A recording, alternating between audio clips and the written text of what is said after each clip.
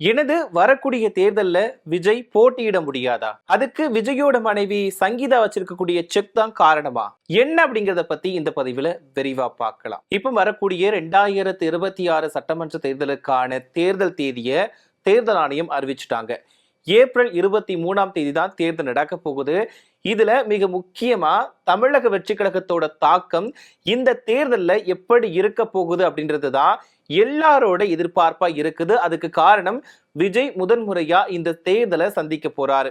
அது மட்டும் இல்லாம விஜய் வந்துட்டு பெரம்பூர் தொகுதியில தான் போட்டியிட போவதாகவும் சொல்லப்படுது. இந்த நிலையில தான் விஜயோட மனைவி சங்கீதா விவாகரத்து மனு தாக்கல் பண்ணியிருக்கக்கூடிய நிலையில விஜய் இந்த தேர்தல்ல போட்டியிட முடியாத நிலை உருவாக கூடும் அப்படின்ற மாதிரி தகவல் வந்துட்டு இருக்கு. அது என்ன அப்படிங்கறத பத்தி தான் இந்த பதிவுல நாம விரிவா பார்க்க போறோம். எல்லாருமே ரொம்பவே எதிர்பார்த்துட்டு காத்துட்டு இருக்கக்கூடிய விஷயம் தான் இந்த 2026 சட்டமன்ற தேர்தல். என்னன்னா இந்த மற்ற தேர்தல்களை விட இந்த தேர்தல் களம் அப்படிங்கிறது ரொம்பவே சூடு பிடிச்சிருக்குன்னு கூட சொல்லலாம். ஏன்னா ஒவ்வொரு பக்கமும் ஒவ்வொரு தரப்பினர் கூட்டணி அமைச்சிட்டு போறாங்க. அது மட்டும் இல்லாம ஒரு சில பேர் ஏற்கனவே இந்த கூட்டணியிலிருந்து விலகி மற்றொரு கூட்டணியில போய் சேர்ந்துட்டு இருக்காங்க. அரசியல் அப்படிங்கிறது எந்த நேரத்துல எப்படி வேணாலும் மாறலாம் அப்படிங்கிறதுக்கு இந்த தேர்தல் நடத்தைகளை கூட பார்த்து தெரிஞ்சுக்கலாம் நம்ம. என்னன்னா தேமுதிக திடீர்னு திமுக கூட போய் இணைஞ்சிட்டாங்க. ஓபிஎஸ் திமுகவில் இணைஞ்சிட்டாரு. இது யாருமே எதிர்பார்த்திருக்க மாட்டாங்க. பட் இருந்தாலும் சடனா நிறைய விஷயங்கள் நடந்துச்சு. அதே மாதிரிதான் செங்கோட்டையினுமே அதிமுகவிலிருந்து விலகி தமிழக வெற்றி கழகத்துல இணைஞ்சிட்டார்.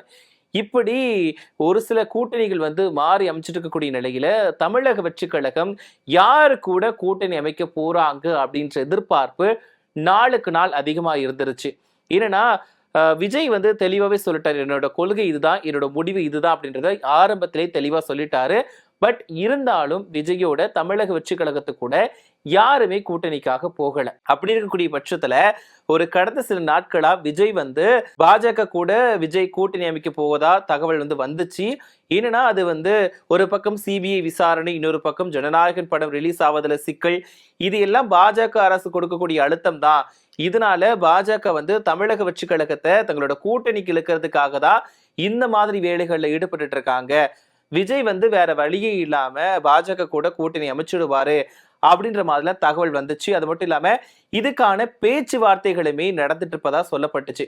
ஆனா கடைசியா இல்ல, தமிழக வெற்றி கழகம் தனித்து தான் போட்டியிட போறாங்க அப்படின்றத அறிவிச்சிட்டாங்க. அதாவது 234 தொகுதிகளிலையுமே தமிழக வெற்றி கழகம் தனித்து தான் போட்டியிட போவதா அந்த கட்சியோட நிர்வாகிகளை உறுதி பண்ணிட்டாங்க. அதோட முதற்கட்டமா 60 தொகுதிகளோட வேட்பாளர்கள் கூட தமிழக வெற்றி கழக தலைவர் விஜய் நேர்காணலையுமே நடத்திட்டாரு. இதுல விஜய் எந்த தொகுதியில போட்டியிட போறார் அப்படின்றதுதான் எல்லாரோட எதிர்பார்ப்பா இருந்துச்சு.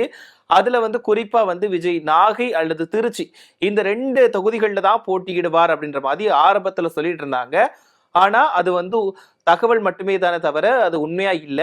ஆனா இப்ப விஜய் பெரம்பூர் தொகுதியில தான் போட்டியிட போவதா கொஞ்சம் அதிகாரப்பூர்வ தகவல் மாதிரி சொல்லியிருக்காங்க. அந்த கட்சி வட்டாரங்களை இதை உறுதிப்படுத்தி இருக்காங்க. என்னன்னா இப்ப பெரம்பூர் தொகுதியை பொறுத்த வரைக்கும் விஜய் நிக்க போறாரு. அதனால அங்க தேர்தல் பணிமனை அமைச்சிட்டு இருக்காங்களா, அதாவது ஏசி வசதியுடன் கூடிய பணிமனை அமைச்சிட்டு இருக்காதா தகவல் வந்திருக்கு. இதனாலதான் விஜய் பெரம்பூர் தொகுதியில போட்டியிடுவாரு அப்படிங்கிற மாதிரி உறுதி பண்ணியிருக்காங்க. இதுல இப்போ சிக்கல் என்ன அப்படின்னு பார்த்தோம் அப்படின்னா, விஜய்க்கு ஏற்கனவே சிக்கல் தான் நிறைய வந்துட்டு இருக்கு. இந்த அரசியல் கட்சி தொடங்குதுல இருந்து இப்போ அவங்களோட மனைவி சங்கீதா திடீர்னு விவாகரத்து வேணும்னு ஒரு மனு தாக்கல் பண்ணிட்டாங்க.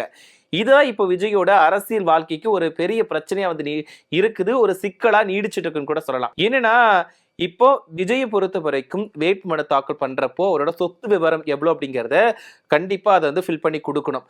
இதுலதான் விஜய்க்கு சிக்கல் நீடிக்குது. இதனாலதான் விஜயோட மனைவி சங்கீதா தொடர்ந்த விவாகரத்து மனு தாக்கல் விஜய்க்கு ஒரு பாதகமா நிக்குது. என்னன்னா விஜயோட மனைவி சங்கீதா திடீர்னு விவாகரத்து வேணும்னு மனு தாக்கல் பண்ணிட்டாங்க. அதாவது வேறு ஒரு நடிகை கூட என்னோட கணவருக்கு தொடர்பு இருக்கு, இதனால நான் மன ரீதியா பாதிக்கப்பட்டிருக்கேன் அப்படின்னு சொல்லிட்டு விவாகரத்து வேணும்னு மனு தாக்கல் பண்ணிட்டாங்க. அதே நேரத்துல குறிப்பா இன்னொரு விஷயத்தையும் சொல்லிட்டாங்க, நான் விவாகரத்து கிடைக்கிற வரைக்கும் நான் நீலாங்கரை வீட்டுல இருக்கிறதுக்கு எனக்கு அனுமதி வேணும்னு சொல்லிட்டு அது தொடர்பாக ஒரு தனி மனு தாக்கல் பண்ணிட்டாங்க. இப்போ இதுல என்ன சிக்கல் அப்படின்னு பார்த்தோம் அப்படின்னா, விஜய் மனு தாக்கல் பண்றப்போ சொத்து விவரங்களை தாக்கல் பண்ணணும். அப்படி பார்க்கும்போது விஜய்க்கு இன்னும் விவாகரத்து ஆகல. அதனால அவரோட மனைவி சங்கீதா பேர்ல இருக்கக்கூடிய சொத்துக்களையுமே அவர் வந்து தாக்கல் பண்ணி தான் ஆகணும். அதோட டீட்டெயில்ஸ் கொடுத்து தான் ஆகணும். ஆனா விஜய் வந்து இப்போ சங்கீதாவுடனான உறவு வந்து விலகக்கூடிய நிலையில இப்போ சங்கீதாவோட சொத்து விவரங்கள்ல ஏதாவது குளறுபடி பண்ணாங்க அப்படின்னா விஜயால இந்த தேர்தலில் போட்டியிட முடியாத சூழல் உருவாகும் அப்படின்ற மாதிரி தான் எல்லாருமே சொல்றாங்க. என்னன்னா சொத்து விவரங்கள் அப்படிங்கறத உண்மையான கணக்கு காட்டணும். இந்த விஷயத்துல அதாவது சங்கீதா விஷயத்துல விஜய் ஏதாவது குளறுபடி பண்ணார் அப்படின்னா தன்னோட மனைவி சொத்துக்களை மறைச்சோ இல்லட்டா அவங்களை கணக்குல காட்டாமலோ ஏதாவது பண்ணாங்க அப்படின்னா அவருக்கு வந்து போட்டியிடுவதற்கான தகுதி இல்லாம அவருக்கான வேட்புமனு வந்துட்டு நிராகரிக்கப்படும் வாய்ப்புகள் அதிகமா இருக்குது. இதனாலதான் விஜயோட இந்த தேர்தல்ல வந்து விஜயால தேர்தல்ல போட்டியிட முடியாது அப்படின்ற மாதிரி வந்து நிறைய பேர் சொல்லிட்டு இருக்காங்க. இது எந்த அளவுக்கு உண்மை அப்படிங்கிறது தெரியல. பட் இருந்தாலும் இதுவும் நடைமுறையில் இருக்கக்கூடிய ஒரு விஷயம்தான். இப்போ நான் ஆரம்பத்திலே சொன்ன மாதிரி இந்த 2026 சட்டமன்ற தேர்தலில் தமிழக வெற்றி கழகத்தோட தாக்கம் எந்த அளவுல இருக்க போகுது அப்படிங்கிறது தான் எல்லாரோட எதிர்பார்ப்பா இருக்கு.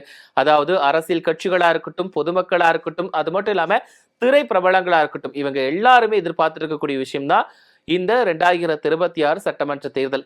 இதுல எதுக்காக இந்த தமிழக வெற்றி கழகத்தை வந்து எல்லாரும் மெயின் போக்கஸா கொண்டு வராங்க அப்படின்னா விஜய் வந்து ஒரு ஸ்டார் ஆக்டர். அவர் வந்துட்டு எனக்கு நடிப்பு வேண்டாம், எனக்கு சினிமா வேண்டாம், நான் மக்களுக்காக நல்லது செய்ய போறேன் அப்படின்னு சொல்லிட்டு இப்போ அரசியல் கட்சியை தொடங்கி தமிழக வெற்றி கழகத்தை வழிநடத்திட்டு வராரு. இதுல விஜய் அரசியலுக்கு வந்ததுக்கு அப்புறமாவே அவரோட தொடர்ந்து பிரச்சனை மட்டும் தான் துரத்திக்கிட்டே இருக்குன்னு கூட சொல்லலாம். ஒரு பக்கம் கரூர் பிரச்சனை, அதுக்கப்புறமா இந்த ஜனநாயகன் படம் ரிலீஸ் ஆகாத பிரச்சனை, இப்ப இதுல புதுசா இவரோட குடும்ப பிரச்சனை, மனைவி சங்கீதா விவாகரத்து மனு தாக்கல் பண்ணிட்டாங்க. இந்த மூணுமே விஜய் வந்துட்டு ஆட்டி படைச்சிட்டு இருக்கக்கூடிய நிலையில 2026 சட்டமன்ற தேர்தல் ஏப்ரல் 23ஆம் தேதி நடக்க இருக்கு.